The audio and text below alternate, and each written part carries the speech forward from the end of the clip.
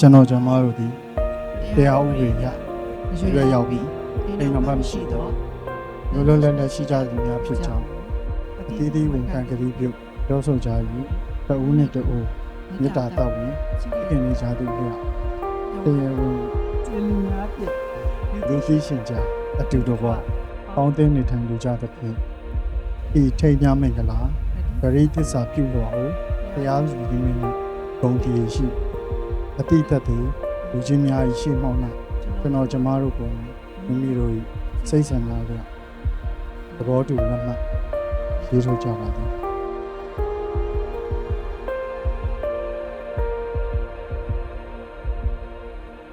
ဒီကနေ့မြန်မာတက္ကရာ1389ခုနှစ်ကဆုံလပြည့်ကျော်9ရက်ခရစ်တက္ကရာ2025ခုနှစ်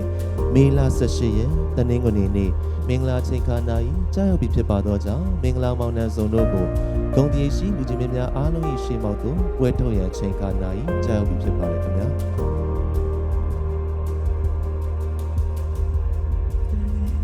이렇게 너를 다시 불러보네 잊고 있던 맘도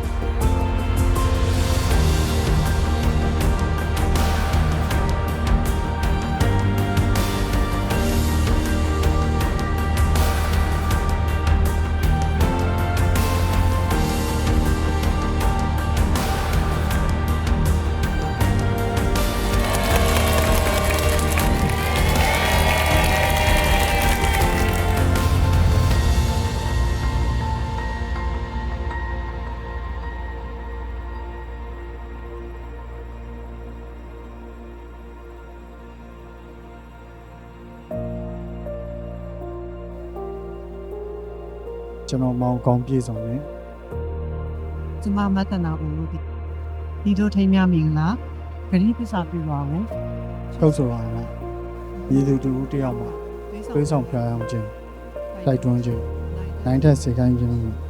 မိမိတို့၏လွတ်လပ်သောသဘောဆန္ဒများအရ